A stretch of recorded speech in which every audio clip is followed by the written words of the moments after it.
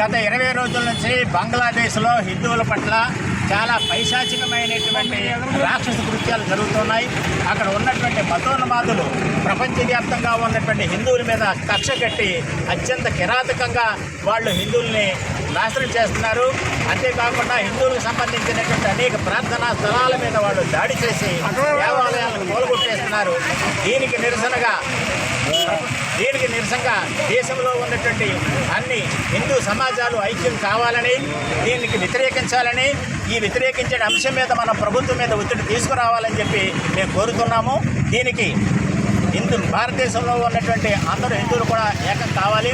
అంతేకాకుండా హిందువుల ఆస్తులను, హిందూ సంస్థల యొక్క ఆస్తులను దురాక్రమణ చేసినటువంటి ముస్లిం సంస్థలకి రక్షణగా ఉన్నటువంటి వక్ఫ్ బోర్డును కూడా రద్దు చేయాలి. అంతేకాకుండా హిందువుల ఆస్తులకు రక్షణ కల్పించేటువంటి హిందూ కోడ్ కూడా కేంద్ర ప్రభుత్వం తీసుకురావాలని చెప్పి హిందూ ధర్మ ప్రచార సమితి తరఫున మేము డిమాండ్ చేస్తున్నాం. జై శ్రీరామ్.